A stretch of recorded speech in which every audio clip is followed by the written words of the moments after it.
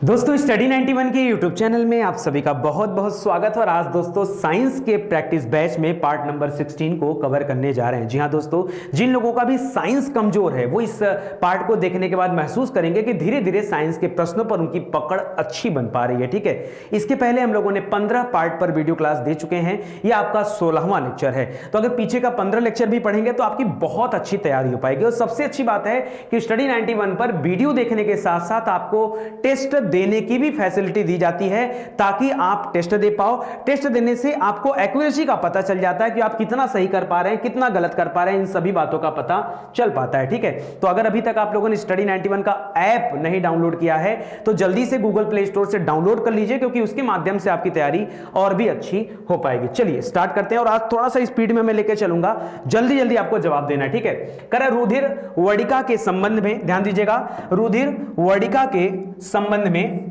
निम्न में निम्नलिखित कथनों पर विचार कीजिए एवं नीचे दिए गए कूट से सही उत्तर का चयन कीजिए। कौन सा सही है, कौन सा गलत है। लिख रहा है इसमें लोहा होता है। किसमें? अच्छा, कितने लोग ऐसे हैं जो जानते हैं कि रुधिर वर्णिका क्या होता है? अरे रुधिर वर्णिका मतलब रुधिर में जो आपका आरबीसी पाया जाता है उसी को क्या बोलते हैं? रुधिर वर्णिका। ठीक है, तो लिख रहा है कि आरबीसी के संबंध में यानी जो रेड ब्लड सेल्स हैं उनके संबंध में आपको बताना है कि कौन सा कथन सत्य है। तो दोस्तों इसमें लोहा पाया जाता है। लोहा मतलब इसमें आयरन होता है। हाँ भाई, आयरन होता है। आयरन की कमी से क्या हो जाता है? याद रखें, खून की कमी हो जाती है शरीर में, और खून की कमी से एनीमिया नामक रोग हो जाता है या फिर रक्त अल्पता हो जाता है। ठीक है, यानी लोहा तो होता है। लोहा होता है तभी तो कहा जाता है कि इसमें हीमोग्लोबिन पाया जाता है। क्या होता है? हीमोग्लोबिन। ये हीमो वर्ड ही क्या बताता है? लोहे के बारे में। तो इसको याद रखेगा, यानी पहला वाला कथन सही हो गया। दूसरा लिख रहा है कि रक्त को लाल रंग प्रदान करता है। क्या लाल रंग इसी वजह से होता है रुधिर वर्णिका में? हाँ होता है। यहां पर जो आरबीसी होता है यहां पर ये रेड रंग को प्रदान करता है। ठीक है, ये भी सही है। क्यों? क्योंकि यहां पर क्या पाया जाता है? हीमोग्लोबिन पाया जाता है। यह कुछ रोगों के प्रति प्रतिरक्षा प्रदान करता है, यानी रोगों से रक्षा करता है। तो दोस्तों याद रखेगा, रोगों से रक्षा करने का काम डब्ल्यूबीसी करता है, यानी जो श्वेत रक्त कणिकाएं हैं उनका कार्य है प्रतिरक्षा करना। यह आरबीसी का कार्य नहीं है। तो यहां जो तीसरा कथन दे रहा है दोस्तों, यह क्या हो जाएगा? आपका गलत हो जाएगा। चौथा लिख रहा है यह रक्त में ऑक्सीजन का वाहक है। दोस्तों हमारे शरीर में जो पंप करता है नहीं हमारा हार्ट, इसको अनेक अंगों तक पंप करता है रक्त, और जो हम सांस लेते हैं फेफड़े के माध्यम से, तो वहां से ऑक्सीजन इस रक्त में घुल करके शरीर के अलग अलग कोशिकाओं तक जाता है, और यह आरबीसी इस कार्य को पूरा करता है। तो आपका चौथा वाला भी कथन सही हो जाएगा। और आपसे पूछा है कौन सा सही है, तो 1, 2 और 4 यहां पर क्या हो जाएगा?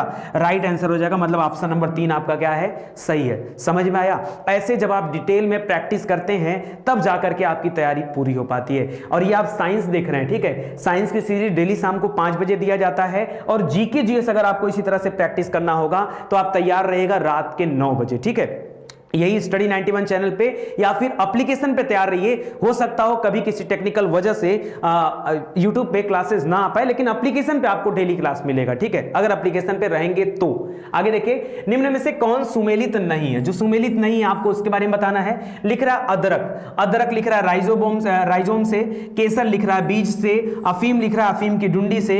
और सन लिख रहा है तना। ठीक है, तो यहां पे बताना है कौन सा सुमेलित नहीं है। तो दोस्तों शायद आपको इनमें से बहुत सारी चीजें ना पता हो। जब आपको बहुत सारी चीजें नहीं पता होती तो आपको एलिमिनेशन विधि का इस्तेमाल करना चाहिए कि यहां से क्या गलत हो सकता है, किसके गलत होने की संभावना सबसे ज्यादा है। दोस्तों यहां पर जो बीज वर्ड दे रहा है ना, बीज, याद रखिए केसर। केसर के दोस्तों पुष्प पाए जाते हैं, फूल होते हैं ना, आपने तो सुना होगा केसर। ठीक है, केसर बहुत महंगा होता है, जम्मू कश्मीर में पाया जाता है। तो ये बीज नहीं होता है, ये पुष्प होता है। और संजोग ऐसा देखो, आपसे पूछा क्या सुमेलित नहीं है, तो इसके गलत होने के चांस बढ़ गए। हो सकता हो कई लोग ये ना जानते हो कि अदरक ये राइजोम से कैसे संबंधित है, या फिर अफीम की डुंडी से कैसे संबंधित है। दोस्तों ये कहां से पाया जाता है? जैसे सन जो होता है ये तना से पाया जाता है। ठीक है, सन जानते होंगे डंडी होती है। ठीक है, सन की डंडी सुना होगा, उसी तरह से अफीम भी होती है। यहां पर केसर दोस्तों गलत हो जाएगा, क्योंकि केसर के पुष्प होते हैं, बीज नहीं होते। तो ऑप्शन नंबर 2 आपका राइट आंसर हो जाएगा। यहां पर फिर से एक बार सही उत्तर का चयन करना है। ठीक है, क्या गलत है क्या सही है उसका निर्णय लीजिए। लिख रहा है पीतल ये तांबा तथा जस्ते की मिश्र धातु है। हाँ, अगर मैं आपसे पूछूं कि पीतल किसको मिलाकर के बनता है, पीतल कैसे बनता है, तो याद रखिए तांबा और जस्ते को मिलाकर के, ठीक है, तांबा और जस्ता इन दोनों को मिलाकर के क्या बनता है दोस्तों, पीतल बनता है। क्या बनता है, पीतल। तो पहला वाला कथन तो सही हो गया, ये तो हम लोगों ने 1000 बार पढ़ा है। दूसरे बार में लिख रहा है कि मैग्नेटाइट एल्युमिनियम का, एल्युमिनियम म कर लीजिएगा, एल्युमिनियम का सबसे अच्छा अयस्क है। आहा, ये मैग्नेटाइट दोस्तों गलत लिख दिया, क्योंकि हम लोगों ने पढ़ा है मैग्नेटाइट और हेमाटाइट, ये जो होता है लोहे का प्रकार होता है, और सबसे अच्छी क्वालिटी में हेमाटाइट और मैग्नेटाइट ये दोनों को लिया, मैग्नेटाइट वाला सबसे अच्छा होता है। तो ये याद रखिएगा ये लोहे का अयस्क है, ना कि एल्युमिनियम का। एल्युमिनियम का अयस्क किसका होता है दोस्तों, तो याद रखिए बॉक्साइट, इसके लिए हमने बॉक्साइट पढ़ा है, ठीक है, बॉक्साइट, ठीक है, तो इसको याद रखिएगा। यानी ये दूसरा वाला कथन क्या हो गया, गलत हो गया, ठीक है। आगे लिख रहा है कि पारदित सम्मिश्रण वे पदार्थ हैं जिनमें पारा अनिवार्यतः सम्मिलित होता है। बिल्कुल सही है, पारदित पदार्थ में पारा होता है, पारा Hg, ठीक है, जो सामान्य ताप भरबीकी अवस्था में होता है, द्रव अवस्था में होता है। तो ये कथन भी आपका सही है, ठीक है। और चौथा लिख रहा है फोटोग्राफी में पोटेशियम नाइट्रेट प्रयुक्त होने वाला अनिवार्य रसायन है। किसको किसको पता है कि फोटोग्राफी में किसका इस्तेमाल होता है, बताइए।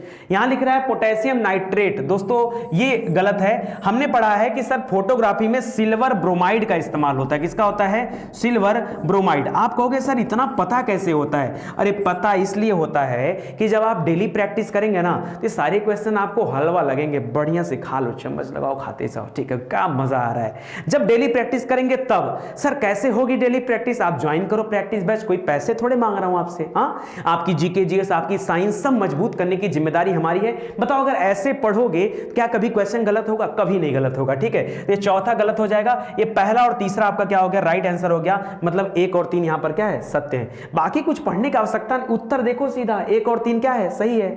आगे बढ़ते हैं, करा निम्नलिखित कथनों पर आज खूब विचार कराने वाला है, चलो पढ़ो। करा कैल्शियम सल्फेट की उपस्थिति जल को कठोर बना देती है, हाईलाइट कर दीजिए, जल को कठोर बना देती है, और उस समय यह जल उपयोग योग्य नहीं होता। क्यों, क्योंकि कठोर जल हो गया है, ठीक है। हम लोग मृदु जल का सेवन करते हैं, मृदु जल, कठोर जल हमारे लिए हानिकारक होता है। और ये बिल्कुल सही लिख रहा है कि कैल्शियम के जो सल्फेट होते हैं ये ऐसा करते हैं, कैल्शियम और मैग्नीशियम दोनों के सल्फेट यहां होते हैं, वो ऐसा करते हैं, वो जो जल को कठोर बना देते हैं। जल की कठोरता को गर्म करके भी आसानी से दूर किया जा सकता है।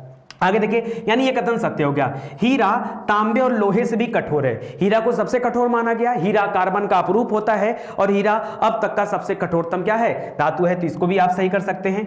वायु, वायु, ठीक है, वायु का मुख्य घटक, सही लिखा था वायु, ठीक है, वायु का मुख्य घटक ऑक्सीजन होता है। ना ना ना, वायु हमने पढ़ा कि वायु सर ये गैसों का मिश्रण है, इसमें केवल ऑक्सीजन थोड़े, इसमें तो नाइट्रोजन भी है, ऑक्सीजन भी है, कार्बन डाइऑक्साइड भी है, आर्गन जैसे गैस भी है, तो सब है ना। तो यहां पर मुख्य घटक के रूप में ऑक्सीजन बोलना ये गलत हो जाएगा। और नाइट्रोजन वनस्पति घी के निर्माण में प्रयुक्त होती है। आहा, थोड़ा सा परेशान कर दिया दोस्तों। वनस्पति घी जो होता है, अरे हम लोग डालडा का इस्तेमाल करते हैं, ठीक है, ये जो डालडा घी होता है इसमें हाइड्रोजन का प्रयोग किया जाता है, ठीक है, हाइड्रोजनीकरण विधि का नाम सुना होगा, ठीक है, उससे जाकर के ये उसके निर्माण में सहायक होता है। यहाँ नाइट्रोजन नहीं होता है भाई, हाइड्रोजन होता है। तो ये चौथा वाला भी गलत हो जाएगा। तो सही क्या हो गया, केवल 1 और 2 आपका सही है। अगर दोस्तों लग रहा है आपको कि वीडियो अच्छा है, नितिन सर अच्छा कंटेंट दे रहे हैं, बढ़िया पढ़ा रहे हैं, तो दोस्तों हाथ जोड़कर विनम्र निवेदन है कि वीडियो को शेयर जरूर करिए। देखिए बड़ी ईमानदारी के साथ आपको पढ़ाया जाता है और ये कंटेंट पर प्रैक्टिस कराया जाता है, इसके पीछे बहुत मेहनत होता है। आप बिलीव नहीं करेंगे पूरा सिस्टम, पूरा पैनल कैसे बना है। अगर आप सहयोग नहीं करेंगे तो शायद हम इस चीज को डिलीवर्ड करने में असमर्थ भी हो सकते हैं, ठीक है। अभी तो समर्थ हैं, लेकिन अगर आप नहीं देखेंगे, नहीं शेयर करेंगे तो कहीं ना कहीं असमर्थता तो आएगी ना, तो ध्यान दीजिएगा। आगे देखिए लिख रहा है कि निम्न में से कौन सा एक प्राकृतिक बहुलक नहीं है। जो प्राकृतिक बहुलक नहीं है उसके बारे में आपको बताना है। जो प्राकृतिक बहुलक नहीं है, यार जो प्राकृतिक रूप से बना होगा वो तो प्राकृतिक होगा, और जो प्राकृतिक रूप से नहीं निर्मित होगा, किसी मनुष्य के द्वारा, मशीन के द्वारा, कृत्रिम रूप से निर्मित होगा, वो आपका प्राकृतिक बहुलक नहीं होगा। तो ऊन तो दोस्तों भेड़ से प्राप्त किया जाता है, तो सही है। चमड़ा भी पशुओं से प्राप्त किया जाता है, ये भी सही है। रेशम दोस्तों, रेशम कीट का पालन सुना होगा, ये भी सही है। तो ये तो तीनों प्राकृतिक हो गए ना। यहाँ पे क्या हो जाएगा, नायलॉन। नायलॉन दोस्तों मशीन से बनता है, ये कृत्रिम रेशा होता है। तो यहाँ पे प्राकृतिक बहुलक कौन सा नहीं है, यहाँ पे नायलॉन आपका हो जाएगा। क्वेश्चन से बात करिए, उत्तर अपने आप को मिलेगा आपको, ठीक है। चलिए, फोटोग्राफी में कौन सा अम्ल का प्रयोग किया जाता है? अभी अभी पीछे हमने पढ़ा दोस्तों कि फोटोग्राफी में सिल्वर ब्रोमाइड का इस्तेमाल किया जाता है। किसका? Silver bromide. एक और वर्ड है दोस्तों जो आपसे परीक्षा में पूछता है, वो पूछता है सिल्वर आयोडाइड। किसने पढ़ा है दोस्तों? सिल्वर आयोडाइड के बारे में कितने लोग जानते हैं? सिल्वर आयोडाइड, ठीक है, आयोडाइड। सिल्वर आयोडाइड क्या होता है? आपने कृत्रिम वर्षा का नाम सुना होगा ना, ठीक है। कृत्रिम वर्षा, जब जानबूझकर वर्षा कराई जाती है तो वहां पर सिल्वर आयोडाइड के माध्यम से ही होती है, ठीक है। फिलहाल यहां पे तो सिल्वर ब्रोमाइड का कोई ऑप्शन ही नहीं है। फिर आप क्या करेंगे? लिख रहा है फॉर्मिक एसिड। याद रखिए चींटी से निकलता है, चींटी से निकलता है फार्मिक एसिड, ठीक है। लाल चींटी काट देती है, आपको लंबे बड़े टाइम तक खुजली होती है, वहां फार्मिक एसिड छोड़ देती है, ठीक है। ऑक्जेलिक एसिड, ऑक्जेलिक एसिड याद रखेगा, ये इस प्रश्न का सही उत्तर होगा। इसका इस्तेमाल फोटोग्राफिक में किया जाता है, ठीक है। ऑक्जेलिक से एक वर्ड आपको याद आ रहा होगा, कैल्शियम ऑक्जिलेट। क्या आ रहा होगा? Calcium oxalate. यहां से भी एक प्रश्न बनता है, कैल्शियम ऑक्जिलेट सर क्या है? तो याद रखेगा, आपने पथरी का नाम सुना होगा, शरीर में पथरी हो जाती है लोगों को, ये जब पथरी बनती है ना, उसमें कैल्शियम ऑक्जिलेट होता है। वो पथरी को क्या बोलते हैं? कैल्शियम ऑक्जिलेट बोलते हैं, ठीक है। तो ये प्रश्न का सही उत्तर हो जाएगा। साइट्रिक एसिड दोस्तों ये खट्टे चीजों में पाया जाता है, ठीक है, और एसिटिक वगैरह ये अचार वगैरह में होता है, ठीक है, सिरका वगैरह में एसिटिक वाला। तो यहां पर ऑप्शन नंबर 2 आपका राइट आंसर हो जाएगा। सूची 1 का मिलान सूची 2 से करना है। एक तरफ भौतिक राशियां हैं, दूसरी तरफ इकाई है। वाह क्या मजेदार क्वेश्चन है, चलो बताते हैं। लिख रहा है त्वरण, बल, कृतकार्य और आवेग। सबसे आसान है सर बल, ठीक है। बल का क्या होता है? न्यूटन। सर बचपन से पढ़ते आ रहे हैं, बल का क्या होता है? न्यूटन। दूसरा सबसे आसान है कार्य, कार्य का क्या होता है? जूल, ठीक है। न्यूटन हो गया, जूल हो गया। त्वरण का क्या होता है? त्वरण का हो जाता है मीटर प्रति सेकंड स्क्वायर। क्या हो जाता है? मीटर प्रति सेकंड स्क्वायर। और आवेग का क्या हो जाता है? इधर जाए, ठीक है, आवेग का हो जाएगा न्यूटन सेकंड। क्या हो जाएगा? न्यूटन सेकंड, ठीक है। तो याद रखेगा बल गुणे समय बराबर क्या होता है? आवेग। बल गुणे समय बराबर आवेग। तो यहां पे मैच करा दिया ना, तो क्या बन जाएगा? 4 3 1 और 2। 4 3 1 2 आपका राइट आंसर हो जाएगा। 4 3 1 2 मतलब ऑप्शन नंबर 4 यहां पर सही है, ठीक है। देखिए मैं जानबूझ के सब प्रश्न रखा हूं, मैं चाहता तो वन लाइनर क्वेश्चन बनाता। पूरे यूट्यूब पर आपको प्रैक्टिस सेशन कहीं नहीं मिलेगा। हजारों लाखों क्रिएटर हैं जो आपको पढ़ाना चाह रहे हैं, लेकिन प्रैक्टिस मस्ट है मेरे हिसाब से। प्रैक्टिस नहीं किया तो कुछ नहीं हो पाएगा।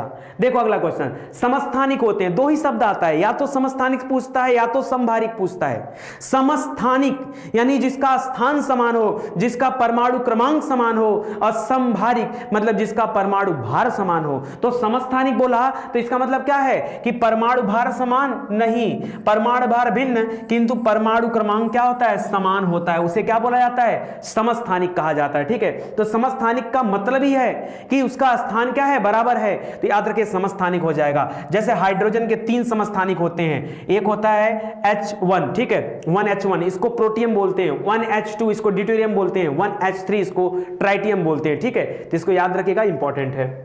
आगे बढ़ते हैं। राडार उपयोग में आता है। राडार का इस्तेमाल कहां पर होता है या किस में उपयोग में आता है? राडार और सोनार ये 2 टेक्नोलॉजी है। राडार में रेडियो सिग्नल्स का इस्तेमाल होता है, और सोनार में क्या होता है? साउंड नेविगेशन का इस्तेमाल किया जाता है। दोनों अलग अलग टेक्नोलॉजी है। सोनार जो होता है पानी के अंदर होता है और राडार पानी के बाहर होता है। सिंपल सी बात है। राडार क्या होता है? पानी के बाहर चीजों का पता लगाता है, और सोनार क्या होता है? पानी के अंदर चीजों का पता लगाता है, ठीक है। तो लिख रहा है राडार का उपयोग होता है। लिख रहा है प्रकाश तरंगों द्वारा वस्तुओं का पता लगाना, ध्वनि तरंगों द्वारा वस्तुओं को पता लगाना, या रेडियो तरंगों द्वारा वस्तुओं का पता लगाना। नाम में लिखा राडार में जो आर होता है, आर फॉर रेडियो होता है, ठीक है। तो ये रेडियो तरंगों के माध्यम से पता लगाती है, ना कि प्रकाश तरंग ना ध्वनि तरंग, ठीक है, और ना ही वर्षा करने वाले बादलों का पीछा करना। तो यहां पर सी वाला ऑप्शन आपका क्या हो जाएगा? राइट आंसर हो जाएगा, ठीक है। लिख रहा है कि सूची 1 को सूची 2 से सुमेलित करना है। एक तरफ उपकरण है, दूसरे तरफ मापक राशियां हैं, ठीक है। लिख रहा है आमीटर। आमीटर से क्या मापा जाता है? विद्युत धारा का मापन किया जाता है। आमीटर विद्युत धारा। हाइग्रोमीटर अभी अभी मैंने पढ़ाया था कुछ दिनों पहले, हाइग्रो ग्रो, तो ग्रो में मात्रा देखकर आप आर्द्रता से बिलोंग करिए इसको, ठीक है, जोड़ दीजिए, सापेक्षिक आर्द्रता। बैरोमीटर से वायुदाब हो गया। स्प्रिंग तुला से भार मापा जाता है। तो क्या बन जाएगा? 3 हो जाएगा, 4 हो जाएगा, 1 हो जाएगा, 2 हो जाएगा। 3 4 1 2 मतलब ये ऑप्शन नंबर 2 सही हो जाएगा। देखिए डेली प्रैक्टिस करेंगे तब आपको मजबूती आएगी। 1-2 दिन आज पढ़ा कल पता ही नहीं है, ऐसे नहीं काम चलेगा, ठीक है। तो ध्यान दीजिएगा, लेजर बीम का उपयोग किया जाता है। बताइए लेजर बीम का उपयोग कहां पर किया जाता है? तो याद रखिए लेजर बीम से आपने देखा होगा आंखों का ऑपरेशन होता है। आंखों में सबसे ज्यादा मतलब इसका इस्तेमाल बेसिकली कहां पर किया जाता है? ये आंखों की चिकित्सा में लेजर बीम का इस्तेमाल किया जाता है। तो ये तो आप लोग जानते होंगे, ठीक है।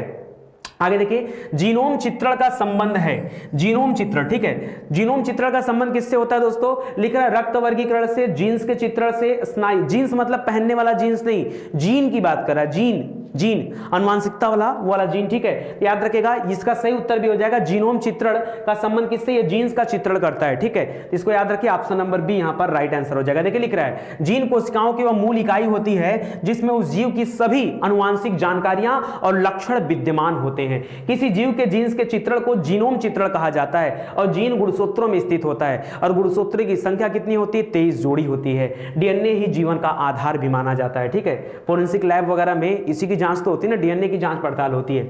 निम्न रेशों में से कौन पौधे के तनों का उत्पाद नहीं है, कौन पौधे के तने, मतलब कौन सा पौधे के तने से नहीं पैदा हुआ। अभी अभी हमने पीछे पढ़ा कि सन क्या होता है, तना, वो पौधे के तने से मिलता है, ठीक है। पटसन सुना होगा, ये भी तने से संबंधित है। जूट सुना होगा, ये भी तने से संबंधित है। कपास नहीं संबंधित है, कपास फूल होता है, कपास क्या होता है, फूल होता है, कपास की खेती होती है। अरे रुई निकलता है यार, इससे क्या निकलता है, रुई, ठीक है, और इसका इस्तेमाल फिर क्या बनाता है, सूत बनाने में किया जाता है। तो फूल होता है, कपास गलत हो जाएगा यहां पर, ठीक है। आगे देखिए, शहद का मुख्य घटक है, बताइए जल्दी से, शहद का मुख्य घटक क्या है, जल्दी बताइए। शहद का मुख्य घटक लिख रहा है ग्लूकोज, ठीक है, इसको द्राक्षा शर्करा, सुक्रोज, माल्टोज या फिर फ्रक्टोज। देखिए ज्यादातर लोग यहां सुक्रोज कर रहे हैं, नहीं सुक्रोज मत करिए दोस्तों, सुक्रोज मीठेपन के लिए क्या करिए। शहद स्पेशली फलों से मिलता है, ठीक है, फल वाला इसमें होता है, फ्रक्टोज होता है, फल शर्करा इसमें पाया जाता है जो मिठास फल की होती है, ठीक है। यहां फ्रक्टोज होगा ना कि सुक्रोज। ज्यादातर लोग यहां कोशिश कर रहे हैं, बट यहां पे सही उत्तर क्या हो जाएगा, फ्रक्टोज आपका राइट आंसर हो जाएगा, ठीक है। देखिए यहां पर दे रहा है, कह रहा है शहद के मुख्य घटक में फ्रक्टोज की मात्रा 38%, ग्लूकोज की 31%, जल की 17%, माल्टोज की 7% और सुक्रोज की मात्रा सबसे कम पाई जाती है, जिसे आप टिक कर रहे थे शहद में, ठीक है, इसको याद रखेगा। चलिए आगे लिख रहा है, निम्न में से कौन बारूदी सुरंगों का पता लगाने में उपयोगी होता है। बारूदी सुरंग, ठीक है, बारूदी सुरंग दोस्तों ये आपने देखा होगा कि जब कोई लड़ाई होता है दो देशों के बीच में, तो वहां पर अक्सर बारूदी सुरंगें बनाई जाती है। उसका पता लगाने में कौन यहां पर सबसे सक्षम है, मधुमक्खी, बर्रे, बर्र नहीं बोलते, बर्रे, ठीक है, बर्रे, तितली और पतंग, ठीक है। तो याद रखें दोस्तों, मधुमक्खी के सूंघने की कैपेसिटी बहुत ज्यादा होती है, इसलिए कुत्तों के पालन से ज्यादा बेहतर क्या होता है, मधुमक्खियों का इस्तेमाल इसमें किया जाए, ठीक है। तो याद रखेगा, वैसे शहद के लिए जब मधुमक्खियों का पालन करते हैं उसको एपीकल्चर बोलते हैं ना, एपीकल्चर, और मछली पालन को, मत्स्य पालन को पीशीकल्चर, सब याद रखिए, ठीक है। चलिए आगे देखते हैं, कह रहा केसर होता है सूखा मिश्रण। अभी पीछे हम लोगों ने पढ़ा दोस्तों, केसर क्या होता है, मैंने आपको पढ़ा है, केसर फूल का पार्ट होता है, वो पत्ती और तने का पार्ट नहीं है। कह रहा पंखुड़ियों और जड़ का पार्ट नहीं है, वो फूल और बीज या फिर बीज और कलियों का पार्ट है। अच्छा, इसमें दोनों दे दिया, क्या हो जाएगा यहां पर, हो जाएगा, क्या हो जाएगा, बीज तो होगा और फूल के साथ बीज होगा, ठीक है, कली नहीं, कली आगे चल के फूल बनेगी और तब जाके केसर निकलेगा, ठीक है। तो फूल और बीज बनाने वाले भाग में है, भाग से संबंधित होता है, ठीक है, तो इसको याद रखेगा, उसी का सूखा मिश्रण होता है। निम्न में से कौन सा ओजोन परत के रिक्तीकरण के लिए उत्तरदायी नहीं है, जो उत्तरदायी नहीं है उसके बारे में बताना है। कह रहा जो रेफ्रिजरेटर होते हैं उसमें प्रयुक्त जो सीएफसी होती है, सीएफसी मतलब क्लोरोफ्लोरोकार्बन, तो सीएफसी 12 जो होता है वो तो यार ओजोन परत में छेद करने के लिए पूरी तरह से जिम्मेदार है, ठीक है, तो इसको भी याद रखे, तो सही है। लिख रहा है कि विलायक के रूप में प्रयुक्त मेथिल क्लोरोफॉर्म, ठीक है, और अग्निशमन में प्रयुक्त हैलॉन, ये सबसे इंपॉर्टेंट है। हैलॉन सबसे खतरनाक है, सबसे ज्यादा इसमें ओजोन परत को कोई परेशान कर रहा है तो हैलॉन, ठीक है। और नाइट्रस ऑक्साइड, एक बात बताओ दोस्तों, यहां पर जो पहला और तीसरा दे रहा है ये तो सही। अच्छा, आपसे पूछा कौन सा सही नहीं है, नाइट्रस ऑक्साइड, ये हंसाने वाली गैस है, नाइट्रस ऑक्साइड यहां पे नहीं होगा। बाकी सीएफसी, हैलॉन और जो आपका तीसरा पार्ट दे रहा है, ठीक है, कहां चला गया ये, ठीक है, मेथिल क्लोरोफॉर्म, ये सभी क्या करते हैं, ओजोन परत के क्षरण के लिए जिम्मेदार हैं। बाकी ध्यान दीजिएगा, ठीक है, नाइट्रस ऑक्साइड जिम्मेदार नहीं है। इसमें कौन कोलाइड नहीं है, कॉलाई नहीं होता, को होता है कोलाइड, कौन सा कोलाइड नहीं है, दूध, खून, आइसक्रीम और शहद। तो याद रखें दोस्तों, जो गाढ़ा है वो कोलाइड है, जैसे दूध गाढ़ा होता है कोलाइड है, खून गाढ़ा होता है कोलाइड है, शहद गाढ़ा होता है कोलाइड है, आइसक्रीम गाढ़ा नहीं होता, आइसक्रीम ठोस अवस्था में होता है, कोलाइड नहीं होता है। बाकी के तीन क्या है, कोलाइड है। खून भी हमारा जो ब्लड होता है ये भी कोलाइडी विलेन कहा जाता है, दूध को भी कोलाइडी विलेन कहा जाता है। तो आइसक्रीम यहाँ पे नहीं होगा, क्योंकि आइसक्रीम में 12% फैट होता है और फैट रहित ठोस पदार्थ भी इसमें 10% होते हैं, तो आइसक्रीम जो है कोलाइडी की श्रेणी में नहीं आता है, ठीक है। निम्न में से कौन धातु चुंबक द्वारा अभिकर्षित नहीं होता है। किसको चुंबक अपनी तरफ आकर्षित नहीं करता है तो उसको तो यार हमें चुंबक लेके देखना पड़ेगा। चलो एक चुंबक लिया, लोहे में टच किया, सर चिपक गया, मतलब ये तो आकर्षित होता है। निकेल भी लोहे से संबंधित पार्ट है, ये भी होता है। कोबाल्ट जो B12 होता है ये भी होता है। एल्युमिनियम में कभी लोहा नहीं चिपकता है, एल्युमिनियम में कभी लोहा नहीं चिपकता, नहीं चुंबक नहीं चिपकता है, चुंबक में एल्युमिनियम नहीं चिपकता है, तो एल्युमिनियम इस प्रश्न का क्या हो जाएगा, सही उत्तर हो जाएगा, यानी ऑप्शन नंबर 4 आपका राइट आंसर है। धब्बा रहित लोहा बनाने में लोहे के साथ प्रयुक्त होने वाली महत्वपूर्ण धातु है। अगर धब्बा रहित लोहा बनाना है तो क्या मिलाना पड़ेगा, एल्युमिनियम, क्रोमियम, टीन या कार्बन, ठीक है। अगर धब्बा रहित एकदम प्योर, आपने स्टेनलेस स्टील का नाम सुना होगा, ठीक है, तो ऐसे करके एक पूछ रहा कि धब्बा रहित लोहा, तो याद रखिए क्रोमियम का इस्तेमाल यहां पे किया जाता है अगर बनाना है धब्बा रहित क्या लोहा, ठीक है। तो धब्बा रहित लोहा मतलब स्टेनलेस स्टील, यह एक मिश्र धातु होता है जिसमें स्टील की मात्रा 12%, क्रोमियम की 1% और निकेल, सॉरी स्टील में 12% क्रोमियम, 1% निकेल और 5% कार्बन मिलकर के बनता है। इसमें कभी जंग नहीं लगता। आपके घर के सामने जो रेलिंग वगैरह लगती है आजकल खूब क्रोमियम वाली चीजें या स्टेनलेस स्टील वाली चीजें इस्तेमाल की जा रही हैं। भारत में अणु बम के विकास से संबंधित थे, अणु बम बताइए, ठीक है, भारत में अणु बम के विकास से संबंधित कौन थे, एपीजे अब्दुल कलाम, ये तो हमारे सबसे प्रिय राष्ट्रपति रहे, इनको मिसाइल मैन कहा जाता है भारत का, ठीक है, लेकिन उन्होंने अणु बम पे कोई काम नहीं किया। होमी जहांगीर भाभा ने और दिशाओं में काम किया लेकिन अणु बम पे इनका काम नहीं है। राजा रमन्ना दोस्तों ये संबंधित है अणु बम से, मैं इसलिए बता दे रहा हूं कि आपके सामने नया प्रश्न है, आपने नहीं देखा अभी ऐसा प्रश्न, ठीक है, तो आपके सामने न्यू है, तो राजा रमन्ना याद रखेगा, इनका संबंध किससे है, ये अणु बम सिद्धांत से है, ठीक है। इन्हें भारत में न्यूक्लियर फादर ऑफ न्यूक्लियर भी कहा जाता है, ठीक है, एक मिनट दिखा दे रहा हूं, ये न्यूक्लियर से संबंधित वैज्ञानिक थे और अणु बम के विकास में, मतलब अणु बम के लिए जो है हेड इन्हीं को माना जाता है, राजा रमन्ना साहब को। जल के अंदर वायु का बुलबुला व्यवहार करता है, कैसा व्यवहार करता है, द्विफोक्सी लेंस जैसा, अभिसारी या फिर अपसारी या फिर शंक्वाकार लेंस जैसा। तो ये मैंने आपको ये पढ़ाया है, जिन लोगों ने नहीं पढ़ा है देखिए स्टडी 91 पर सभी विषय को डिटेल में पढ़ाया गया, even physics, chemistry, bio, science, biology, Hindi, math, reasoning सब कुछ अवेलेबल है और किसी भी चीज के लिए आपको 1 रुपए भी नहीं खर्च करने। आप आइए, वेबसाइट पे आइए, एप्लीकेशन पे आइए, यूट्यूब पे आइए, हर जगह आपको प्रॉपर तरीके से चीजें मिलेंगी और बेहतरीन मिलेगा। तो यहाँ अपसारी लेंस याद रखेगा, अपसारी लेंस, जल के अंदर का जो वायु का बुलबुला होता है वो अपसारी लेंस के जैसा व्यवहार करता है, ठीक है। विद्युत उपकरणों में अर्थिंग का उपयोग होता है, आपने देखा होगा घरों में अर्थिंग लगाए जाते हैं। अर्थिंग से क्या होता है, कभी अगर ये सुरक्षा की दृष्टि से इंपॉर्टेंट होता है, आप कहोगे नहीं लगाएंगे तो क्या होगा, मत लगाओ, जिस दिन चपेट में आ जाओगे चले जाओगे, ठीक है। तो अर्थिंग जो होता है ये सुरक्षा के दृष्टिकोण से लगाया जाता है कि कभी बहुत हाई टेम्परेचर आया तो सारा चीज क्या हो जाएगा, जमीन में चला जाएगा, तो एक अर्थ देना पड़ता है, स्पेशली ये सुरक्षा के लिए दिया जाता है। ध्वनि तरंगे, ध्वनि तरंगे तो करा निर्वात में चल सकती, निर्वात में चलती अगर तो चंद्रमा पे विस्फोट होता तो आपको पता चलता, यानी निर्वात में नहीं चलती ध्वनि तरंगे। बाकी लिख रहा है केवल ठोस में, केवल वर्ड लगा के दिमाग डिस्टर्ब कर दिया, ये ठोस, द्रव, गैस ये तीनों में चल सकती हैं। हाँ इनकी स्पीड अलग अलग हो जाती है, ठोस में अलग हो जाती है, गैस में अलग हो जाती है, द्रव में अलग हो जाती है, ठीक है। तो ये तो है, लेकिन केवल लिख के गड़बड़ कर दिया तो यहां पे इसको आप याद रखिएगा, ऑप्शन नंबर 4 आपका राइट आंसर हो जाएगा। टेलीविजन के दूरस्थ नियंत्रण में किस प्रकार के प्रकाश तरंगों का उपयोग किया जाता है, किसका इस्तेमाल किया जाता है टेलीविजन के दूरस्थ नियंत्रण में, लिख रहा है दृश्य प्रकाश, अवरक्त तरंग, एक्स किरण या गामा किरण, ठीक है।